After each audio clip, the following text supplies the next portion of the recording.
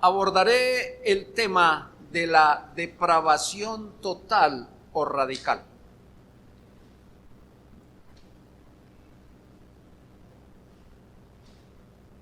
El hombre nace bueno y la sociedad lo corrompe. Esa frase fue acuñada y expuesta por Jean-Jacques Rousseau cuando estaba implantando su ideología sobre la desigualdad entre los hombres. Pero más adelante encontramos a un profesor llamado José Antonio Segreles de la Universidad de Alicante en España. Y este hombre afirmó que no es así. Él no piensa que el hombre nace bueno y la sociedad lo corrompe, como afirmaba Rousseau. Piensa que el hombre nace malo y la sociedad lo vuelve peor. Pero encontramos otra teoría expuesta por el doctor en psicología de la Universidad Nacional de Colombia, llamado Luis Flores, y él dice que la realidad es que el ser humano, el Homo sapiens, no nace ni bueno ni malo.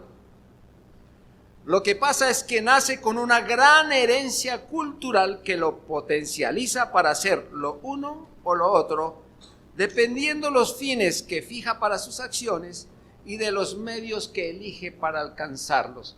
Es decir, el hombre elige lo que quiere ser. Ya veremos nosotros sobre la doctrina del libre albedrío. Pero esas son las ideas bajo las cuales se vive hoy día en una sociedad tan decadente como la de nosotros. Pero surge además un tema muy común que ha servido de debate entre teólogos y radica en la cuestión de si los seres humanos son básicamente buenos o básicamente malos. Y entonces el problema se enredó aquí en el término básicamente. Pero básicamente nosotros no creemos ninguna de esas cosas. Porque más allá de lo que piensen los filósofos, lo que piensen los profesores, lo que pueden pensar los doctores o teólogos, nosotros debemos estar muy atentos a escuchar lo que dice la voz de autoridad, que es la voz de Dios sobre los seres humanos y que se expresa en las Sagradas Escrituras. Porque en las Sagradas Escrituras, en Romanos 3:23, la Escritura declara: por cuanto todos pecaron y están destituidos de la gloria de Dios. Yo espero con mucha sinceridad hacer algún aporte así sea muy pequeño, como dijo el pastor, porque esto tiene mucha tela para cortar, demasiado para decir. Pero también espero que los hermanos que ya manejan este tema sepan recibir con humildad lo que hemos de exponer. Con toda razón, decía el pastor Jorge, entre más sabemos, más humildad deberemos mostrar al respecto. Entonces comencemos nuestro tema con esa advertencia. ¿Qué es entonces eso de depravación total? Pero también miremos qué no es eso de depravación total. Respondámonos si el hombre es totalmente malo o él puede hacer bienes relativos. ¿Existirá alguna diferencia entre depravación total y depravación absoluta? Asuntos como estos, porque hay muchísimas más preguntas y mucho más tema para resolver, el Señor nos ayude en la siguiente ponencia a decir lo que Dios nos ha mandado que aprendamos. Así que veamos en primer lugar el significado de este término. ¿Qué significa la palabra depravar? La palabra depravar significa, según el diccionario, viciar, adulterar, pervertir. Pero más adelante encuentro de dónde se originó esta palabra. Y viene del latín depravatus, participio del verbo depravare. Este verbo se formó sobre la raíz del adjetivo pravus, que en origen significa torcido, desviado y malformado. Y eso se opone al término rectus. Así que este término, torcido, desviado y malformado, pasó de significar algo físico a aplicarse en sentido moral, agregándosele un valor más, que es el de pervertido y malvado. Así que esta palabra depravación, unida a la palabra total, y esas palabras puestas en una persona, dan una gran impresión, ¿no les parece? Dan una gran impresión. Por lo que nosotros acabamos de ver, esto es impresionante, pero esa es la realidad que tenemos. Es una realidad muy amarga la que nosotros vivimos, porque el hombre, debido a su caída en Adán, desde allí en adelante su vida se constituyó en un estado de pecado. El hombre ha perdido absolutamente toda la capacidad para querer algún bien espiritual que acompañe la salvación. Es así como el hombre natural, que está enteramente opuesto al bien y muerto en el pecado, no puede por su propia fuerza o capacidad convertirse o prepararse para que venga la salvación a su vida. Tomemos como punto de partida el hecho de que toda la humanidad pecó en Adán. Y dice el apóstol Pablo en Romanos 2:1, todos son inexcusables. Y cuando dice la Escritura, todos son inexcusables, todos. ¿Quién quedó por la calle? Estamos todos incluidos. Y para agregar a esa condición tan caída y lamentable, el apóstol Pablo en Efesios 2:12 nos empieza a casi que a deletrear la forma tan particular de la vida del hombre sin Cristo. Frase a frase pone esta verdad en el ser humano pecador que está separado de Cristo. Él dice que estábamos sin Cristo,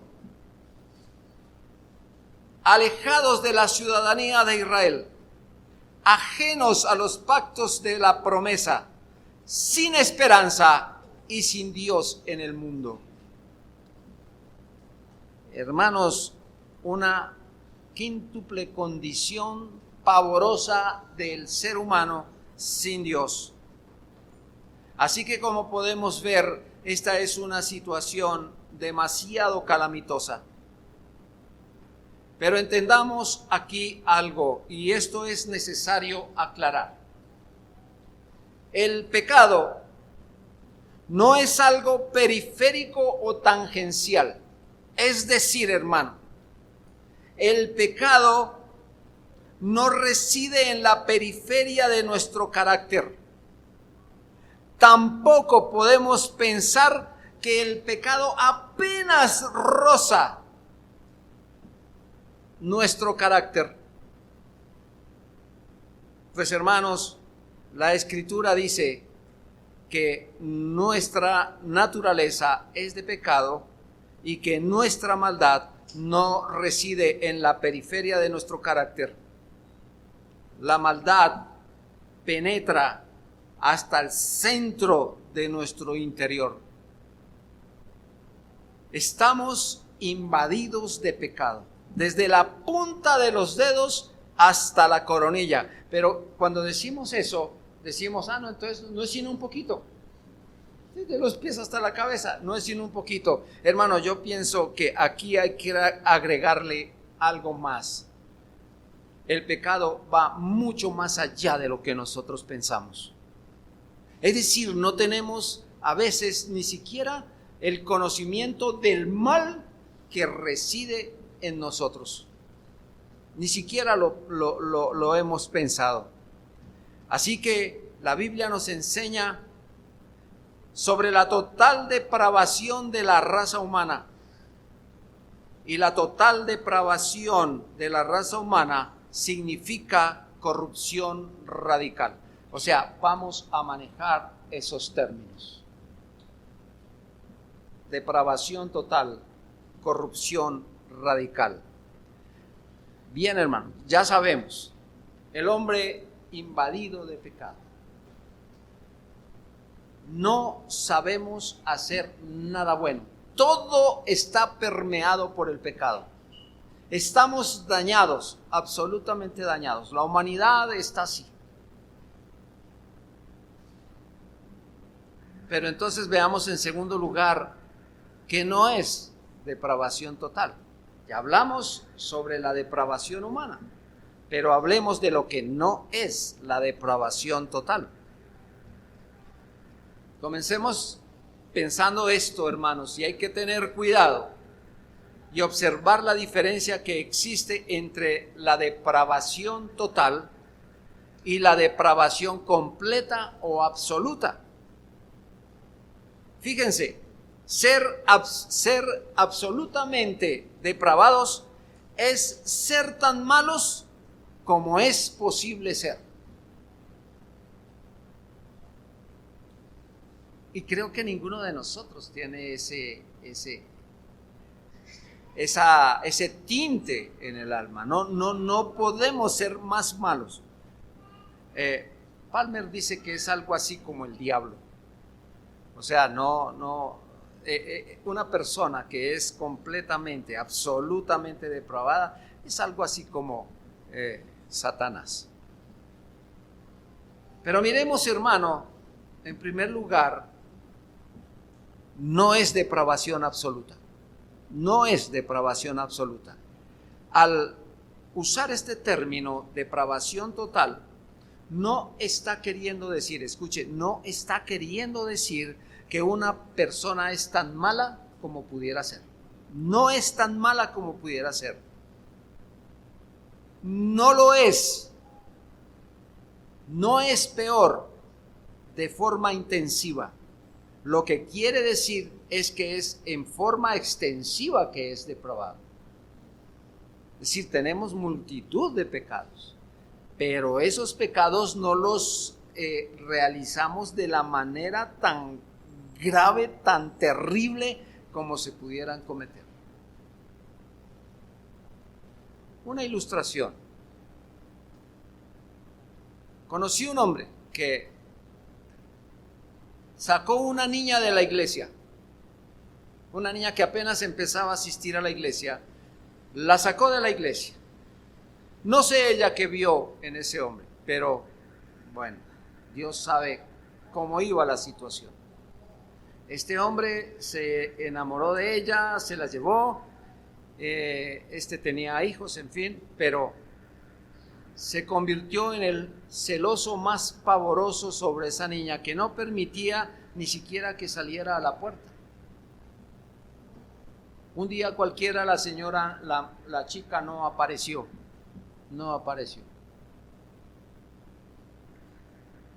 Días después encuentran pedazos de su cuerpo saliendo de Bogotá, Cibaté, etcétera. Pedazos en toda la carretera. Y dicen que este señor cometió ese horrendo crimen delante de su hijo. O sea, no solamente fue malo en lo que hizo, sino que lo hizo con una sevicia terrible. Y entonces decimos, este hombre es un depravado total.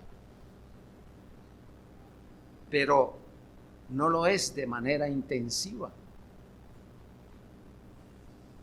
Tenemos que luchar con eso y tratar de digerir estas situaciones así, porque decimos, ¿cómo es que si hizo eso, pues esto es cruel? Claro que sí, pero él había podido hacer muchas cosas más, pero el Señor ha puesto cierta talanquera para que eso no ocurra. Así que, hermanos, lo que quiere decir es que conforme a su estado de pecado, el hombre no puede hacer nada bueno delante de Dios. Es incapaz de hacer el bien, y aunque todas las facultades del alma están permeadas por el pecado, no es tan malo a la enésima potencia como pudiera serlo. Coloquemos algunos ejemplos sobre este asunto. Miremos a un niño. Un niño dice mentiras. De hecho, sabemos que las mentiras que dice un niño son mentiras pequeñas para nosotros. Son mentiras pequeñas. Es más, esas mentiras podrían ser mucho peores. De hecho, nosotros sabemos que las mentiras son malas. Y el niño miente, ¿saben por qué? Porque es pecador. Y porque es pecador, el niño es malo. Pero no es tan malo como podría serlo. Conocemos muchos más casos, pero déjenme hablar sobre otra ilustración aquí. Y esto lo conocemos nosotros de primera mano en nuestra historia de nuestro país. Esto lo conocemos aquí. Uno de ellos, de apellido Escobar. Ya ustedes saben a quién me voy a referir. Este hombre hizo una cantidad de males mientras vivió. Cometió pecados terribles. Este hombre pudo hacer cosas mucho más duras. Pero fíjense, él ayudaba a mucha gente. En medio de su maldad, él ayudaba a mucha gente. Nosotros sabemos que asesinar es malo, muy malo. Él lo hizo, pero no lo hizo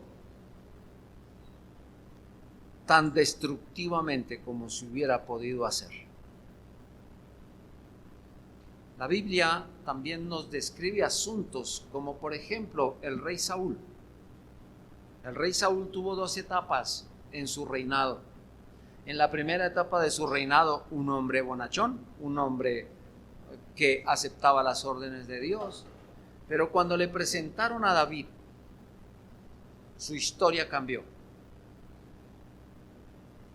La Biblia dice que no tenía ni siquiera el más mínimo momento para detenerse y asesinar. En cierta ocasión le lanzó su lanza a David con su hijo Josafat, con su hijo Jonathan. Hermanos, este hombre fue muy malo e incluso dentro de su maldad desobedeció a Dios. ¿De qué manera? Y la Biblia nos relata en primer libro de Samuel 16:14 que el espíritu de Jehová se apartó de Saúl y no solamente le quitó su espíritu, sino que lo atormentaba un espíritu malo que el Señor le había enviado. Este rey pasó periodos buenos y malos, pero como nos podemos dar cuenta, su pecado no fue tan intenso como pudiera haber sido, de tal manera que si vemos nosotros los pecados de todo hombre son malos. Los pecados del hombre hacen muchísimo daño. El pecado del hombre acaba con hogares, abandonan niños recién nacidos, asesinan sin piedad, roban los recursos públicos, mienten, desobedecen las autoridades, etcétera, etcétera. pero sus pecados no son tan intensos como pudieran ser. Permítame dirigir la palabra a ustedes, porque esto yo ya tuve que enfrentarme a ello. Nosotros violamos de pensamiento los mandamientos del Señor. Pero ¿saben qué? No los violamos de hecho. ¿Y cómo es que puede estar pasando esto, hermanos? Porque nosotros no solamente estamos mirando que hemos violado los mandamientos. Hermano, yo no sé si cuando usted es agredido por una persona X, usted muestra ese carácter dócil y con esa agresión que le han dicho, usted dice, Dios lo bendiga y muchas gracias por agredirme. Si es verdad eso, hermano, o enseguida muestra las uñas y usted quisiera con el pensamiento eliminar de la manera más grotesca, ¿o no? ¿O eso solo le ha pasado al que habla, hermanos? Sí, cuando hacen daño uno dice, y uno tiene que decir, Dios, perdóname, pero es que los pensamientos de uno son muy volátiles. ¿Y saben por qué? Porque la naturaleza de uno es así, mala. Pero ¿cómo puede estar pasando esto, hermanos?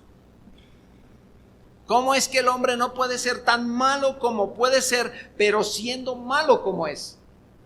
Por una sencilla razón, y bueno, digo sencilla, pero es que en medio de este problema, en medio de los pecados de los hombres, está Dios por medio de su gracia común. Y aquí aparece la palabra gracia. La gracia común es la gracia que se le da a los no creyentes. Dentro de la gracia común que el Señor da, es que sale su sol para buenos, pero también los malos se lo aprovechan. Esta tierra la caminamos los buenos, pero también los malos se la disfrutan, ¿cierto? Y esto es gracia común del Señor para ellos. El Señor refrena a las personas para que no hagan el mal que podrían hacer. La segunda carta a los Tesalonicenses, capítulo 2, versículo 7, dice, porque ya está en acción el misterio de la iniquidad, solo que hay quien al presente lo detiene, hasta que él a su vez sea quitado de en medio. Pablo nos está diciendo aquí, que aún en este presente, cuando el misterio de la iniquidad está actuando, a este espíritu malo hay quien lo enfrente y quien lo detenga. Y al Señor sean dadas las gracias por eso.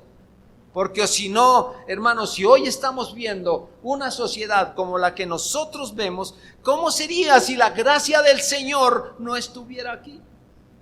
¿Qué veríamos? ¿Qué sufriríamos nosotros? En segundo lugar, no es una completa ausencia del bien relativo.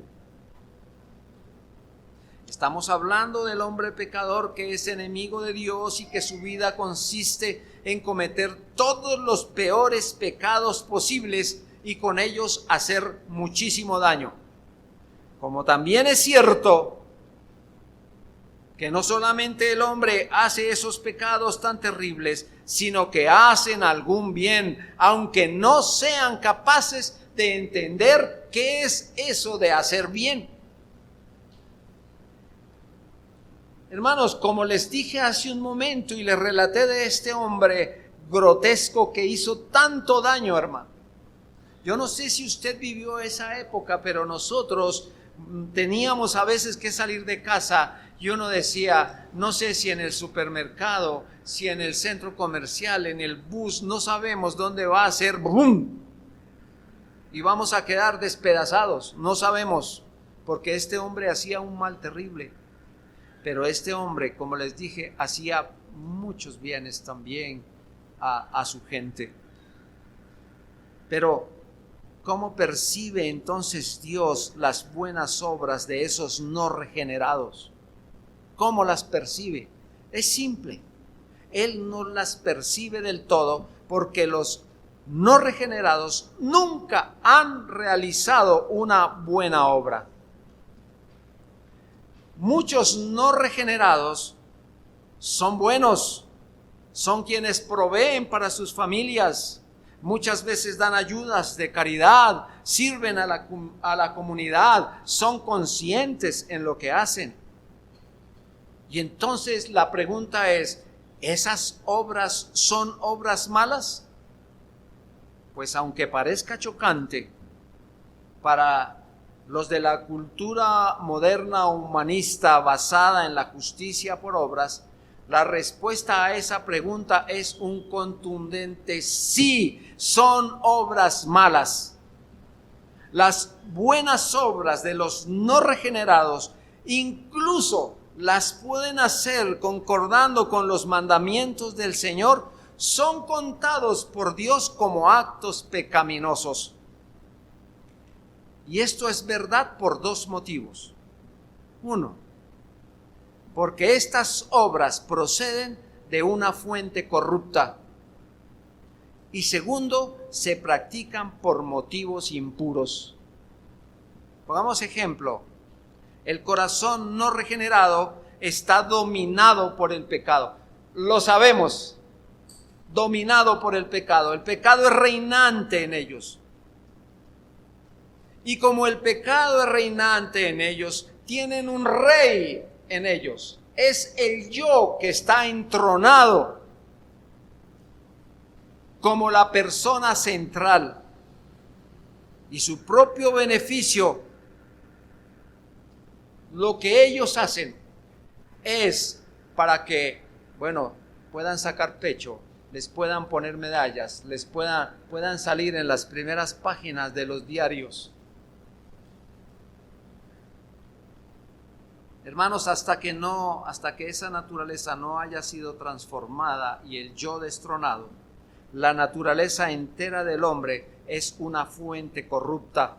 Por esta razón, Dios no aceptará nada de esa fuente. Lo que proceda de una fuente corrupta contendrá elementos de corrupción. El Señor Jesús dijo en Mateo 7:17, el árbol malo da frutos malos. Y a esto podemos agregar que aunque las obras puedan parecer buenas, no han nacido de una verdadera fe, ni han sido hechas para la gloria del Señor. Así que el Señor reprueba absolutamente esas obras y son pecaminosas a sus ojos. 3. Un 3 grande. Lo que es la depravación total. Ya hicimos una introducción al principio, pero entonces ahora sí miremos lo que es en realidad la depravación total. Y digamos entonces en primer lugar que la depravación total es solo pecar de manera sostenida y perversa. La depravación total significa que yo y todos los demás somos depravados o corruptos en todo nuestro ser. No hay ninguna parte de nosotros que no haya sido alcanzada por el pecado. Nuestras mentes, nuestras voluntades, nuestros cuerpos se han visto afectados por el mal. Hablamos palabras pecaminosas, desarrollamos acciones pecaminosas, tenemos pensamientos impuros, y por eso el profeta Jeremías dijo en el capítulo 17, versículo 9, engañoso es el corazón más que todas las cosas y perverso. ¿Quién lo conocerá? Nuestros propios cuerpos padecen los estragos del pecado. Posiblemente, para algunos, la expresión corrupción radical sea más feliz que la expresión depravación total. Es mejor que le digan así, que no se oye tan brusco. Pero tanto una como la otra están describiendo nuestra condición caída. Pero cuando se utiliza la palabra radical, se usa no tanto como sinónimo de extremo, sino en el sentido de su significado original. Es decir, la palabra radical viene de la palabra latina que significa raíz. Es decir, nuestro problema con el pecado es que está radicado en el centro de nuestro ser. Está implantado de raíz ahí. Cala en lo más profundo de nuestros corazones. Debido a que el pecado está en lo más profundo de nuestro ser y no simplemente en el exterior de nuestras vidas, es que la Biblia dice con justa razón: no hay justo ni aun uno. No hay quien entienda, no hay quien busque a Dios. Todos se desviaron, a una se hicieron inútiles. No hay quien haga lo bueno, no hay ni siquiera uno. Romanos 3, 10 al 12. Hermanos, es que desde recién nacidos, esta palabra depravación total se aplica también al bebé. Hay mamás que se ofenden porque uno dice así, pero quizá la realidad, David lo dijo en el Salmo 51:5: he aquí en maldad he sido formado y en pecado me concibió mi madre. Una persona que nace en esos términos, ¿qué puede ser? ¿Un angelito? Sí. Sí. Desde el nacimiento el hombre está contaminado por el pecado debido a la caída de Adán. Y como avanzan los días, crece desmedidamente el pecado. Uno los ve tan chiquitos, ay, tan lindo, mira cómo mordió, cómo escupió la sopita, pero mañana puede ser una cosa mucho más complicada. En segundo lugar, el hombre está incapacitado totalmente. Esta es otra manera de describir la depravación total. Muchos prefieren usar el término incapacidad total, ya que esto conduce a pensar que el hombre no es del todo malo como puede ser. Sin embargo, este término tiene su parte negativa porque sugiere que la condición del hombre lleno de pecado es una carencia más bien que una característica positiva.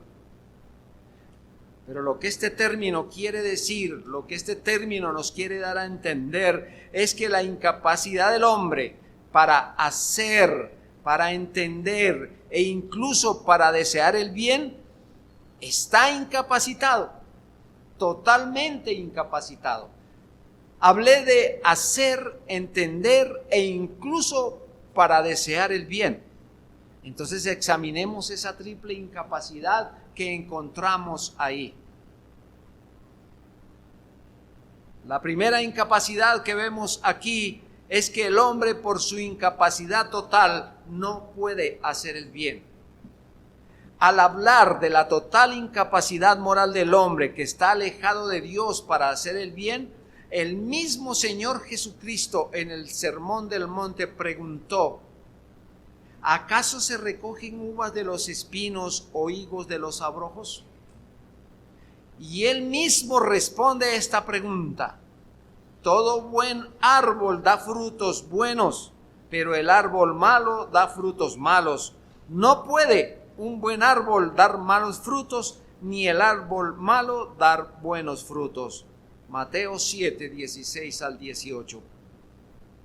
En resumen, el no regenerado no puede hacer lo que es verdaderamente bueno porque está impedido, está cegado por sus pecados. El mismo Señor nuestro amado Señor Jesucristo, Él muestra el secreto de una vida verdadera en Él. Cuando habló acerca de la metáfora de la vid y los pámpanos, cuando Él se refiere a la incapacidad del hombre para hacer buenas obras, dijo en Juan 15, 4 y 5, permaneced en mí y yo en vosotros. Como el pámpano no puede llevar fruto por sí mismo si no permanece en la vid, así tampoco vosotros si no permanecéis en mí. Yo soy la vid, vosotros los pámpanos. El que permanece en mí y yo en él, éste lleva mucho fruto, porque separados de mí nada podéis hacer. Este es el mejor ejemplo de lo que el Señor nos ha dado, de cómo es una vida en Él y cómo no es con Él.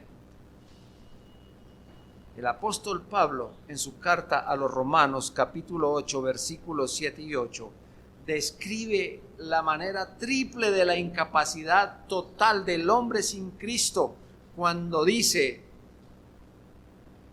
por cuanto los designios de la carne son la primera incapacidad, enemistad contra Dios, porque segunda incapacidad, no se sujetan a la ley de Dios, es decir, no obedecen la ley de Dios, ni tampoco pueden, y los que viven según la carne, la tercera incapacidad, no pueden agradar a Dios. Entonces encontramos tres cosas importantes aquí. Están enemistados con Dios, no se sujetan a la ley de Dios y no pueden agradar a Dios. Esa es la incapacidad total del hombre sin Cristo. Hablamos entonces, hermanos, que el hombre no puede hacer. Ahora hablemos que el hombre no puede entender el bien. En segundo lugar, el hombre, por su incapacidad, no puede entender el bien. Esto lo hemos venido notando en esta conversación. El hombre no regenerado no solo es incapaz de hacer el bien, sino que no entiende qué es eso. O sea, ¿qué es eso de hacer el bien? Nuevamente cito a Palmer porque él dice: este hombre está ciego como un cíclope con su único ojo quemado. Es tal la ceguera que cuando el Señor Jesucristo predicaba y enseñaba, la misma Escritura nos dice en Juan 1:11, a los suyos vino y los suyos no le recibieron. ¿Qué vino a hacer el Señor? A declarar el pecado de este pueblo y a salvar a los pecadores de esa condición, pero no lo oyeron. Esta gente no pudo excusarse. La luz brilló de manera tan intensa sobre los judíos, porque qué bendición si fue el mismo Señor quien les enseñaba. Jesucristo predicó, enseñó con toda claridad, y el problema, ¿saben qué? No fue el mensaje. Lo que ocurrió es que ellos estaban en tinieblas y no pudieron entender ese mensaje. Sobre esto, Pablo agrega sobre la incapacidad de entender las cosas de Dios. Primera a los Corintios 1:18. Porque la palabra de la cruz es locura a los que se pierden. Y agrega en 1 Corintios 2:14. Pero el hombre natural no percibe las cosas del Espíritu de Dios, porque para él son locura y no las puede entender, porque se han de discernir espiritualmente. Hermanos, veníamos esta mañana en un bus, en un Transmilenio. Se levantó un hombre afanado y se agarró de las varillas y dijo: son muy poquitos, pero yo les tengo que decir algo a ustedes.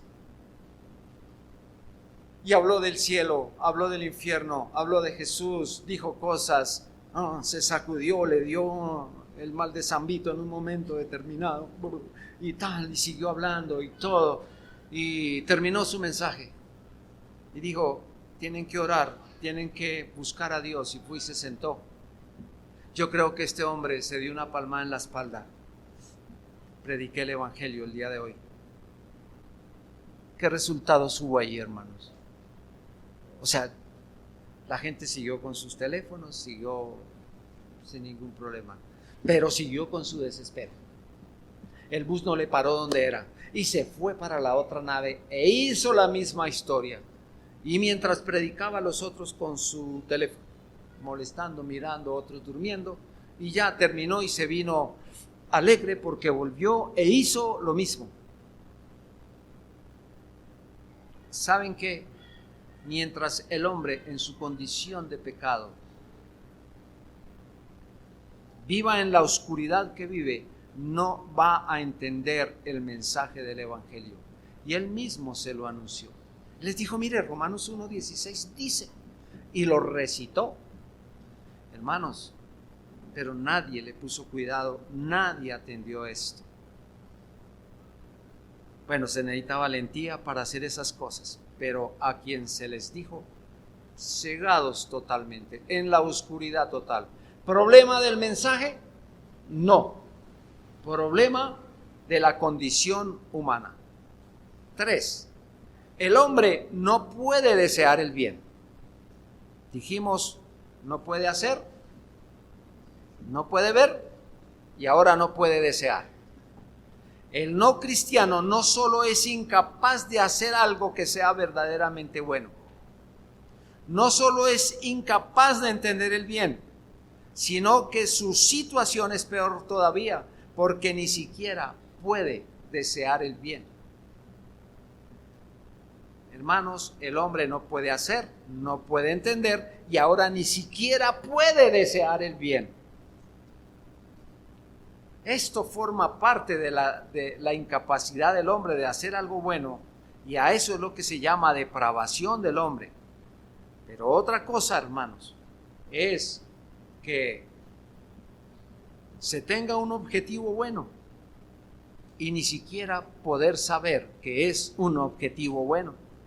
Esa falta de comprensión es parte también de la depravación del hombre. Pero el colmo de la depravación total es que el hombre ni siquiera desea el objetivo bueno. Y esto se lo voy a colocar de esta manera. ¿Cuál es el objetivo que el hombre no ve? El objetivo bueno que el hombre no ve. Dios. Él no lo ve. Como él no lo ve, él no puede entender qué es lo que Dios le quiere decir. Y como no lo puede ver, no lo puede entender, pues tampoco lo puede desear. Hermano, le pregunto a usted que está aquí, ¿desea un objeto bueno? ¿Desea usted con ánimo un objeto bueno? Si no lo ve, si no lo puede entender, y si no lo puede desear, le pregunto. Entonces usted dirá: no, eso se sale de toda inteligencia, hermano, porque ¿qué? Pues eso mismo es lo que le pasa al hombre. Al hombre no le preocupa lo más mínimo lo que se trate de Dios. El hombre odia el bien y odia la fuente del mismo. En este caso el hombre no desea a Dios, le falta deseo por él, y eso es depravación total del hombre natural. Bien, hermanos. Les dije, esto tiene mucha tela para cortar, pero concluyamos con 3 puntos muy sencillos, pero no menos importantes. En primer lugar, la doctrina bíblica de la depravación total nos aclara el por qué estamos como estamos. El hombre odia a Dios y por ende a su prójimo. Nosotros sabemos, el hombre no respeta la vida del otro, hay violencia por todos lados, hay luchas sangrientas, huelgas, droga, alcohol, todos los desmanes sexuales impensables y muchísimas cosas más que son muy reprobables. Los gobiernos están preocupados por esto. Hace poquito oí las noticias sobre los personeros de los gobiernos y los secretarios y los políticos de turno y no sé qué, diciendo: estamos aterrados porque en los colegios hay un libertinaje sexual tan impresionante que niñas de 10 años ya están embarazadas, niñas de 14 años tienen y dieron números y todo, están escandalizados. Entonces, ¿sabe qué hay que llevar? Dispositivos para poner en los colegios para que no tengan esos problemas y no sé qué, y atacar con no sé qué y poner aquí y allá. Hermano, eso no lo solucionan así. Eso no se soluciona así. Ningunas políticas, ningún gobierno, ningún movimiento psicológico, ningún movimiento moralista va a arreglar esto. Pero la Biblia nos dice, y esto lo debemos entender, que el hombre no está vivo espiritualmente. Dijimos, la Biblia dice: no hay quien haga lo bueno, ni siquiera uno. Pero la esperanza está ahí. Y la esperanza es Cristo. El hombre, para salir de ese estado tan calamitoso y difícil, necesita nacer de nuevo y volverse a Cristo. Y que una vez hecho esto, es necesario que a través de su vida siga aplicando los principios cristianos en todas las áreas de su vida, para que él pueda influenciar el mundo en todo contexto donde se ubica. Y ahí es donde estamos nosotros. Yo creo con toda sinceridad, hermanos, que aquí la gran mayoría ha sido cambiado de muerte a vida. Que aquí nosotros tenemos a Cristo como nuestro mejor bien. Y entonces, ¿cuál es nuestra tarea, hermanos? ¿Seguir quejándonos de una sociedad como la que vivimos? Ay, no. Es difícil ver esto, miren esto aquí, miren esto allá, pero ¿qué estamos haciendo? Hace unos días mi nieta me hizo reír porque se aprendió una palabra, y la palabra que se aprendió fue hipoteca. Y nosotros le preguntamos: ¿y qué es la hipoteca? A la niña, hipoteca. Y se recargaba contra una silla y hacía no. Y hacía su cara como si realmente eso fuera lo más terrible. No. Pues nos hacía reír, pues ya no sabe qué es hipoteca y mucho menos qué significa eso. Para los que no conocen, tiene 19 meses y ya está hablando de hipotecas. Hermano, nosotros conocemos del Señor, hermano, y tenemos mucha luz de lo que es el Señor. Y no estamos como la niña hablando de hipotecas con un desconocimiento total. Nosotros conocemos de Cristo y tenemos que permear esas murallas inquebrantables a veces del pecado. ¿Y cómo? Con la luz de Cristo.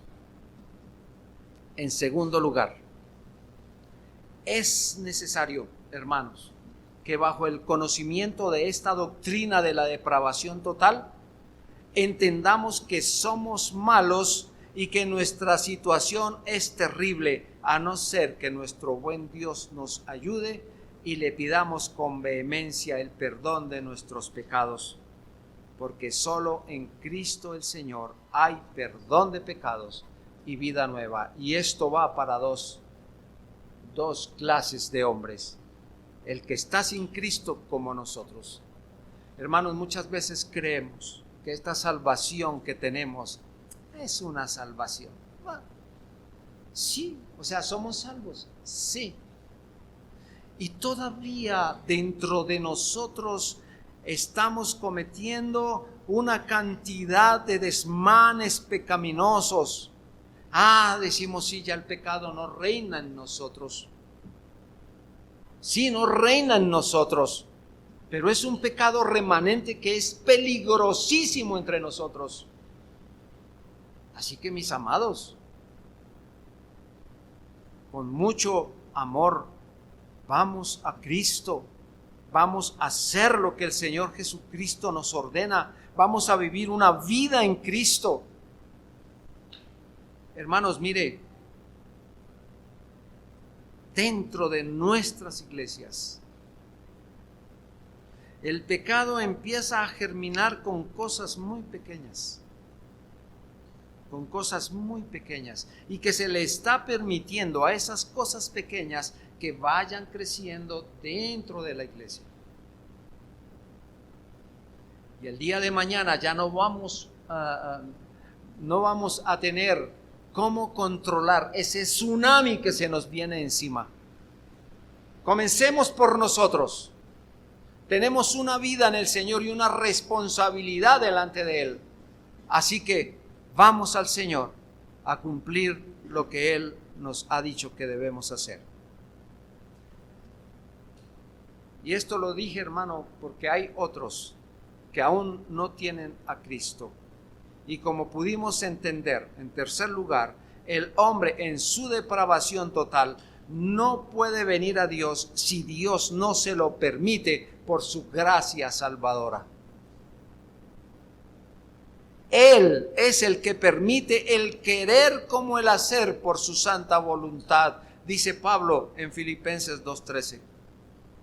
Entonces, este hombre debe saber que Jesús murió por sus pecados. Hermanos, ayuden a aquellos que están sin Cristo para que sepan esto con toda conciencia, con toda responsabilidad, que es Dios solamente quien puede poner en el corazón el creer en Jesucristo. Y como dijo el pastor Jorge hace un momento atrás, si nosotros no salimos de aquí diciendo que alabado sea nuestro Dios por su bondad y misericordia por la que nos salvó, entonces no hemos aprendido nada. Gracias al Señor por lo que Él nos ha dado y por ayudarnos a entender estas doctrinas que de manera no tan complicada hemos comenzado a compartir con la iglesia. Que el Señor nos ayude y que Dios nos guarde. Amén. Oremos.